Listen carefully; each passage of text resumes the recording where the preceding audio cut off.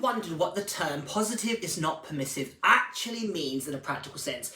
Are you curious about reinforcement-based dog training but not sure that it's actually going to work for you? Well, join me in today's podcast, The Lifting All Ships, where you're going to find out the answers to all those questions.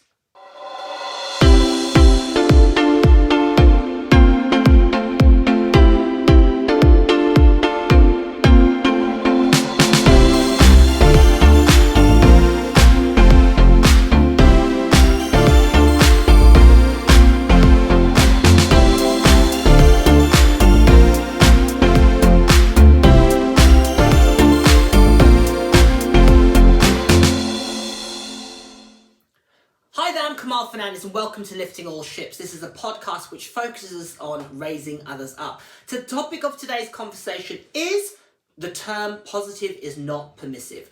So in reinforcement-based dog training circles, the term positive is not permissive is one that is often bandied round and used to articulate the intention that reinforcement-based dog trainers are not just cookie dispensers, are not just permissive in the way their dogs behave, and are not just complicit in their dogs being inappropriate in social settings.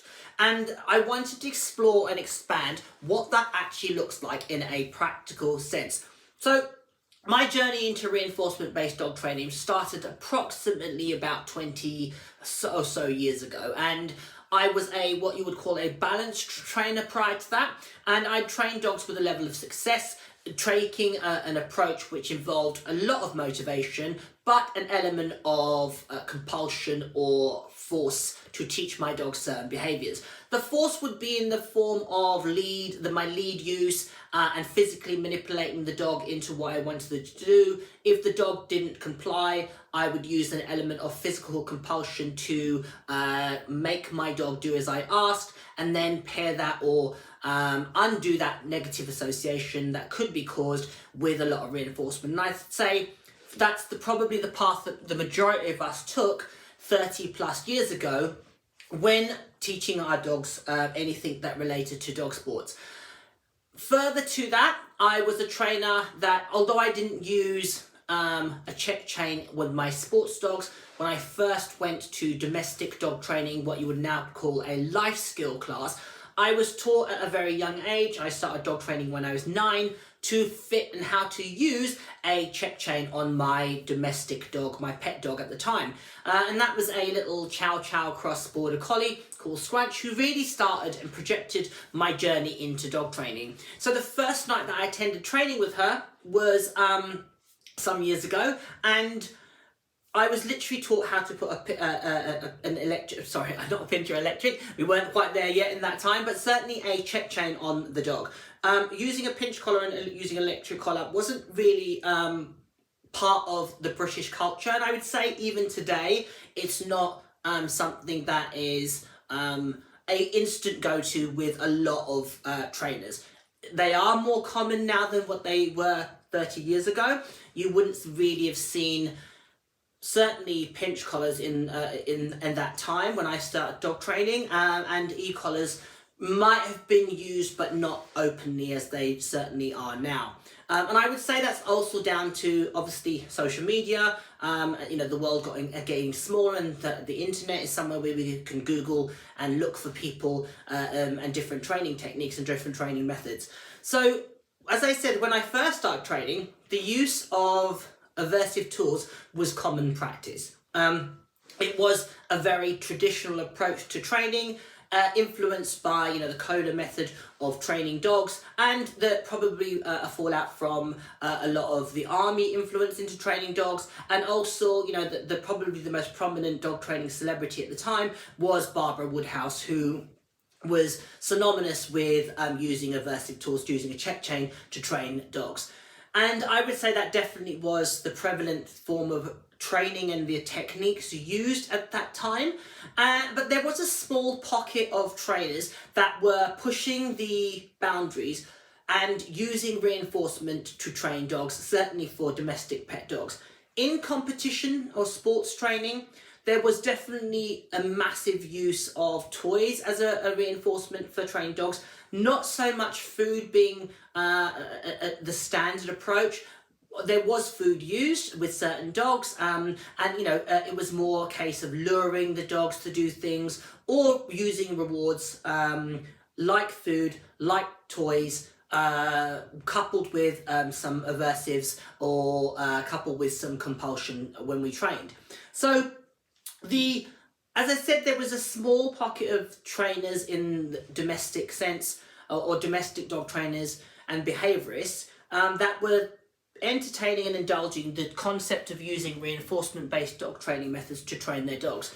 And one of the leading lights at the time, who's still relevant to the conversation now, is Ian Dunbar. And you've only got to go and look at Ian's body of work to see how impactful he has been in the growth and trajectory of modern dog training. At the time, there was also John Fisher, and John Fisher was, who sadly has passed away, but he was a really outspoken voice on the use of reinforcement in dog training. And again, you would probably look back and describe most of them as balanced trainers, because they probably used some level of force or compulsion in their training, coupled with a lot of reinforcement, whether it be verbal corrections or mild physical corrections. That probably was part of their training. So as the journey or the trajectory of dog training has evolved, we have gravitated more and more and more to using reinforcement to train our dogs. And as a result of that, the often biggest misconception, or the biggest misconception made about reinforcement-based dog training, is that as a collective we are complicit. We pacify our dogs' inappropriate behaviour. We placate their socially inappropriate acts, and so forth and so forth. And somewhere along the line, if I'm truthful, I'm not sure where it stemmed from. I know that I heard the term first from world-renowned dog trainer Susan Garrett, who used the term "positive is not permissive" in her book Rough Love. And Rough Love in itself was quite controversial at the time, because it really talked about the concept of manipulating the environment, not allowing your dog to seek reinforcement from the environment, pairing all reinforcement with you. And there was mixed views about that book, but certainly the biggest thing that jumped out for me was the concept of positive not being permissive. So fast track to where I am now as a dog trainer, I would say a lot of dog trainers are. It's now common practice, I would say, or certainly for my dogs, it's very much a case of positive is not permissive. And I live a life with a lot of dogs. I have 12 dogs that largely get on, largely are really joyful to own. They're dogs at the end of the day. I don't expect my dogs to be perfect all the time. Certainly, if they're in adolescence or there's hormones, I expect slight shifts in their behaviour, which I would then implement management techniques. But generally speaking, my dogs they're joyful to own.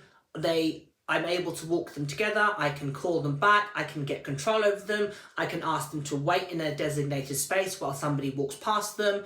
I can get them to ignore people, dogs, things, and so forth and so forth.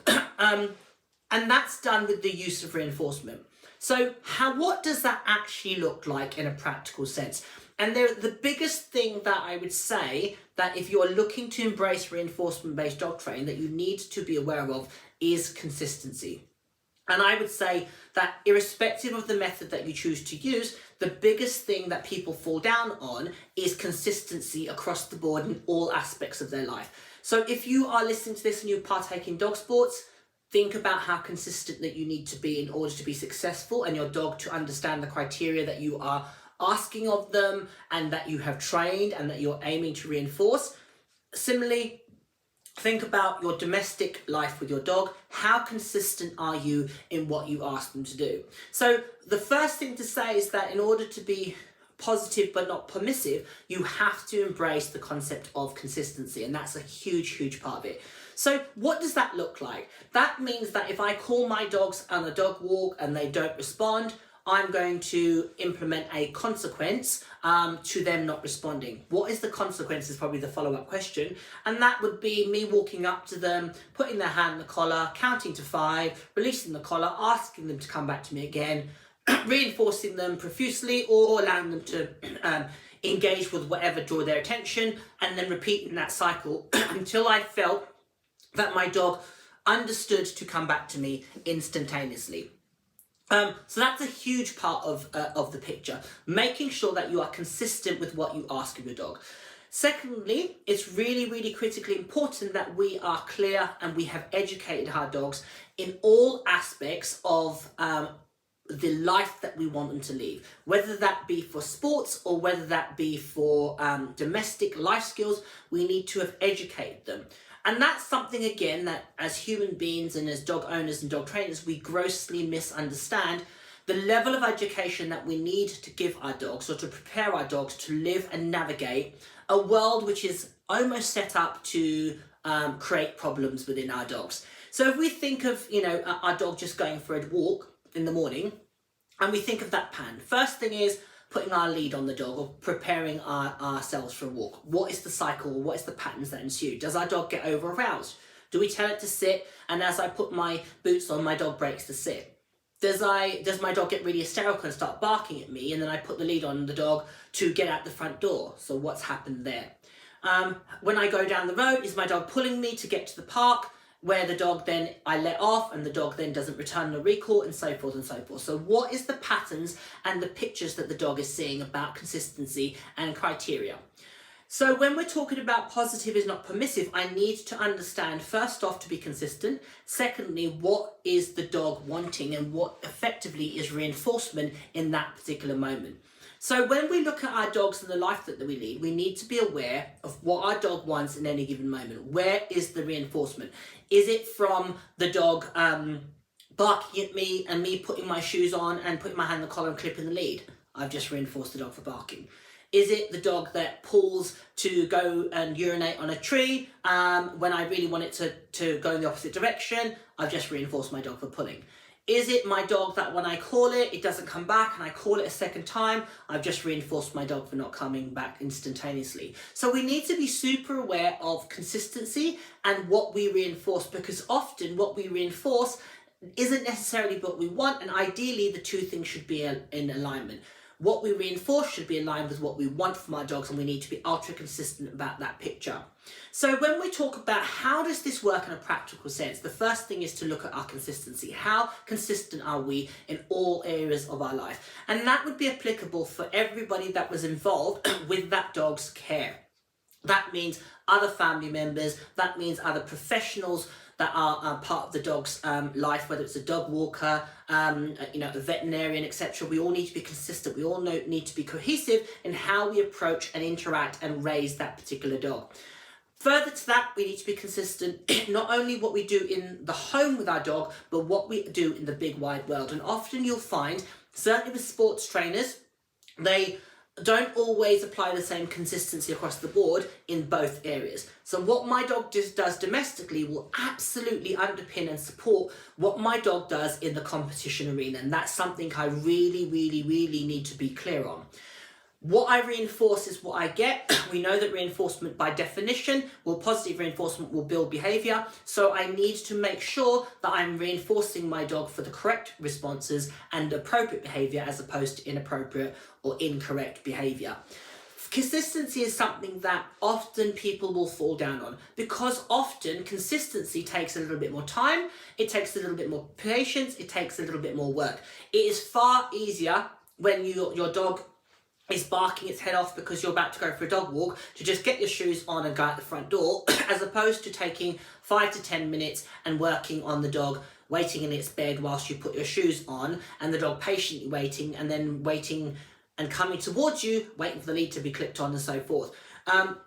That second option is far more time consuming when you need to get the dog out, you need to get back, you need to get the dinner on, you need to, do some work in the evening, you need to, whatever that is that you do in your daily routine.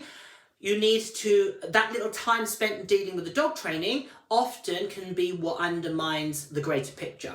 So what often happens when you allow one area of your life to slip, it becomes an accumulation over time. So what you did in the morning can sort of drip over and start to snowball into other areas of your life. So the dog that barks incessantly when you want to go out for a walk, that isn't a problem because you're going to take them out for a walk and you're going to choose to ignore that in that given moment. However, the dog in the sports situation, when it starts to bark at you, that's now a problem because there's a possibility that you're either going to get marked, disqualified, or lose points for that. So now in the competition arena, it's a problem, but domestically, you've allowed that behavior to be rehearsed. So again, there's an inconsistency between the two pictures, and that for dogs is ultimately confusing. If we come back to the mantra, positive is not permissive, it largely also implies that we have to be black and white with our dogs. We have to be clear. So what are your options in that scenario? One is you can choose very clearly where you are going to have distinct black and white rules, and you can give your dog permission to, for example, bark at you when you're putting your shoes on, and you can almost create that clarity of saying to the dog, in this particular moment, I have no issue with it, and I'm actually going to put it on a cue. So I put my shoes on, my dog barks, good barking, or use your cue. You can reinforce it if you want. So the dog has clarity. That's one approach. It's not one I would take, but I know other people have taken that approach.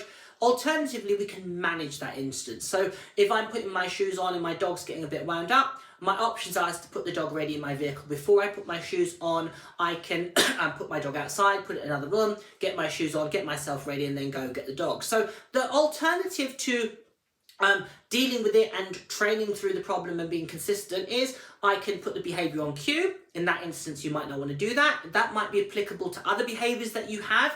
Alternatively is I can manage the dog's behavior, and I can choose to avoid it becoming a problem and therefore me reinforcing it. And the third option is I can choose to totally ignore it. Do you know what? I don't care that my dog barks before I go out for a walk. It doesn't bother me, but then if I see that behavior rehearsed elsewhere, I need to also be consistent with my decision and choose to ignore it in that context as well. Now, if there's behavior that you deem frustrating, annoying, but in truth you aren't going to do the work to rectify it, and you choose to manage it or ignore it, the decision about whether to manage, train, or ignore is also dependent on other people in your life. So, for example, if you live in a high-rise flat and your dog is barking every time you take it out for a walk and you have to take them out several times, that could be problematic because you might get complaints from your neighbours, and that could, put your residency at risk and so forth and so forth. So you need to think about the people that have an influence about that decision. It would be you as the dog owner, it would be the people in the immediate care, and it would also be wider society and anybody else that could be affected by your dog's behaviour.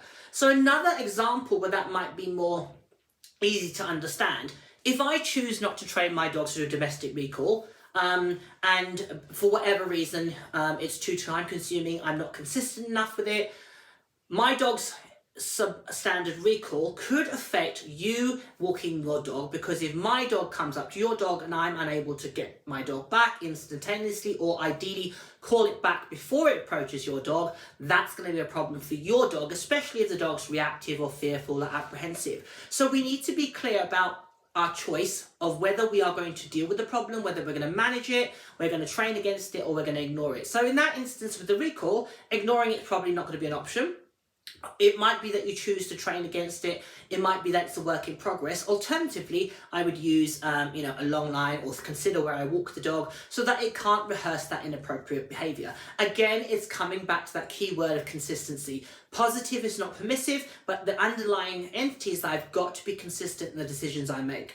A massive area where you see this is loose lead walking, probably one of the most challenging areas for people to master with their dogs. And the reason being is that loose lead walking takes an ultimate amount of consistency. So every time your dog is on a lead and you want to walk it somewhere, the dog has to comply with the criteria you've set for loose lead walking, i.e. if you pull me, the behaviour isn't reinforced.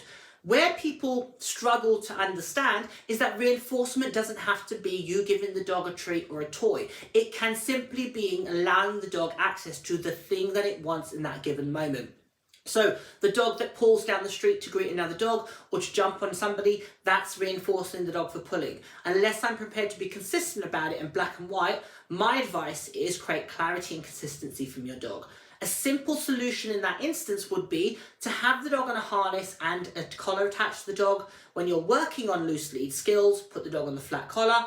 And when you're allowing it to pull, put the dog on a harness and create that clarity. So now you have a distinct uniform that says to the dog, in this piece of equipment on your body, you are allowed to pull, and on this piece of equipment, i.e. a flat collar, you must remain in close proximity to my body because that behavior will be reinforced. So again, we're being consistent with what we ask of them.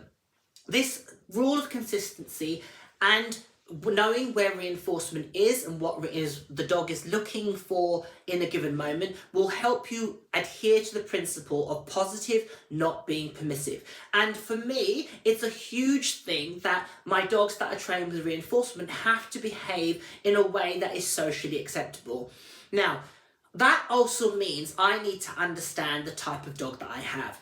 Often, all dogs will display things that they are predisposed to, that they are genetically predisposed to. My border collies will want to herd, my giant schnauzer will want to grab and tug things, my Malinois will want to grab and tug things and play tuggy and to show aggressive behaviour. I need to allow them to exhibit the fullness of who they are as individuals. The caveat being, in a setting and environment that socially is acceptable, and also I have sufficient control over it where I can give the dog information to say when and where it is and isn't appropriate to rehearse that behaviour. So my border collies, it's not a problem for them when I'm at the downs walking to run around and rehearse herding behaviour. But if I'm in a situation where there's other dogs moving, they would understand and be taught that's not appropriate in that situation, and there is a reinforcement available for showing an alternative behaviour, i.e. sitting on a dog bed, remaining with me, focusing on me, or in a sit or a down or a settled, relaxed position. It doesn't really matter. But a behaviour that gives them information. So we're coming back to creating education points for our dogs. And certainly, if we're looking to embrace consistency and we're looking to train our dogs to use reinforcement, we need to really understand all the nuances of behaviour that needs to be conditioned and reinforced and trained. So for example, my dog sit in a cafe, that behaviour and picture needs to be trained with reinforcement. So my dog has clear criteria. It's not a given that my dog is going to be comfortable, capable and able to sit in a busy environment and ignore the general members of the public. That needs to be taught to the dog. Similarly, if I want my dog to walk in an environment with other people on a loose lead, that needs to be trained initially in an environment that's free from distractions ideally, and gradually upping the ante and exposing the dog to more and more distractions that I'm then teaching them what I want them to do in that situation. So the earnest responsibility when you are adhering to a path of reinforcement is on your shoulders to explain to the dog how, where, when, why, and what is being reinforced. And therefore, when there is a consequence, i.e. you're not being reinforced for that behaviour, it makes sense to the dog. Now, when we talk about consequences, what are the consequences for a dog that is trained under the banner of reinforcement-based dog training? The simplest and most articulate way of putting it is I don't reinforce the behaviour. That is in itself is a sufficient information. So for example, my dog is being asked to settle in a cafe, and my dog gets up to go and interact with another dog. I would put my hand in the collar, I would wait 3 or 4 seconds and interrupt that dog's behaviour, and I would wait for the dog to make a choice. The choice would be based on what the dog has previously been reinforced for, which in that scenario would be going back to the lying down next to me, in which I would then start to immediately reinforce initially, and that would then be moved on. So in that particular example, all I'm doing is stopping the dog accessing the reinforcement. So I'm in a cafe, my dog is sitting with me, the dog gets up off my lap to go and say hello to somebody. I don't want them to do that because the person might have another dog with them, or might have come in with a buggy, or whatever the case may be, might have food on them. I'm going to put my hand on the collar or near the collar, interrupt the dog. I don't then escalate that. I don't say, no, bad dog, etc. Because of the way in which my dog's raised, they're raised on the basis of choice. The dog is now cannot receive reinforcement from the external source. So it's going to default to what was previously reinforced, which was lying down next to me. So the hope is that the dog will come back. It will revert back to that behaviour. And when they're young, I'll go back and reinforce them.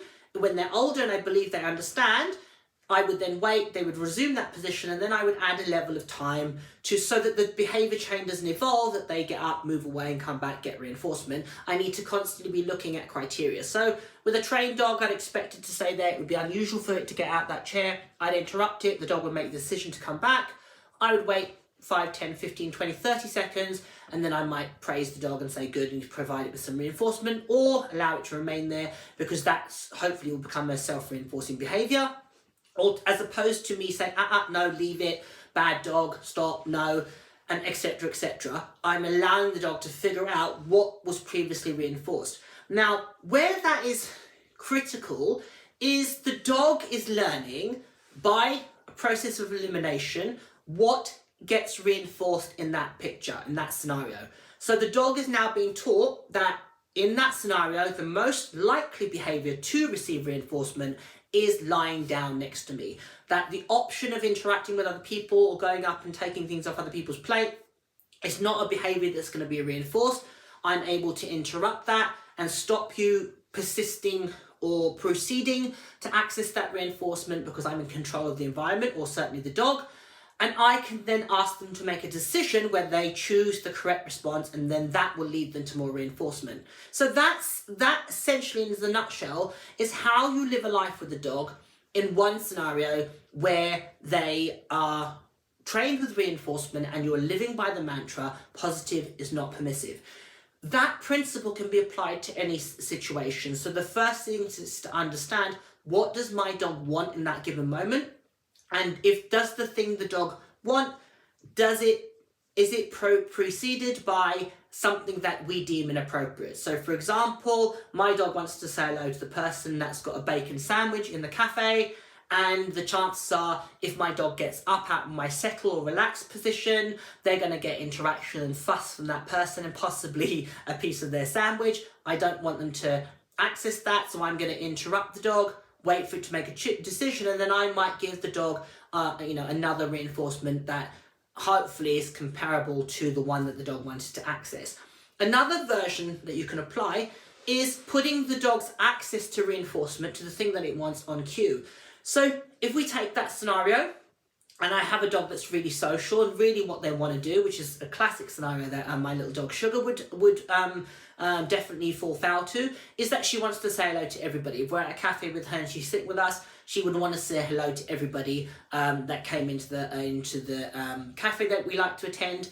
And obviously I don't want her to do that, partly because it's not appropriate, partly because I don't know the people are wanting a dog to be on to say hello to, or wanting to share their lunch with the dog. And I have to say she wouldn't do that, but I certainly don't want her to learn that that's a possibility. So what I would do in that instance is put her greeting other people on cue. So separately, I would have put the layer in to say to her, go say hello, which gives her permission to interact with people. So if in that instance, that just because she's a really gregarious dog, her behaving appropriately allows her access to people, I can say to her, go say hello, as reinforcement for her hanging out and being socially appropriate. But it comes back to that key thing, understanding where the reinforcement is and what is reinforcement to the dog, being consistent with what you ask of the dog, providing sufficient education for all the areas that you want your dog to experience in their life, whether it be you travel on the train to work, or you want to take your dog to pick up the kids at school, or you want to walk it in a public space where there's other dogs and people, and the endless list of requirements that we place on our dog's shoulders. We need to be thinking about all those things when we first get our dog and we are raising them under the banner of reinforcement-based dog training.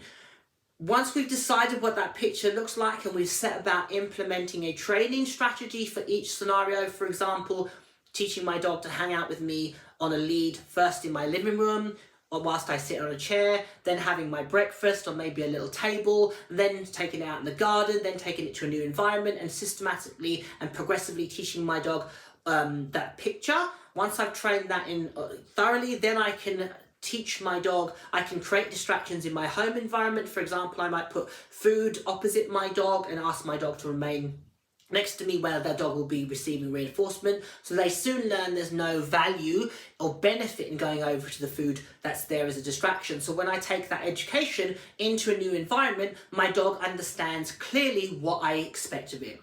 So just some insight there into what it looks like to adhere to that mantra, positive is not permissive. There is things that I expect of my dog socially, which is all trained with reinforcement and clearly explained to them with me proofing it and generalizing it and taking it to many scenarios, what I want them to do in every part of their life, which they're going to encounter, and teaching them sufficiently with the use of reinforcement that there are rules with which they have to adhere to, but there's reinforcement available when they do adhere to that rule. The reinforcement might come from the environment itself, it might come from me, it might be on a variable schedule of reinforcement and so forth, but all those things are critical to live a life of reinforcement or under the banner of reinforcement-based dog training and under the mantra of positive is not permissive.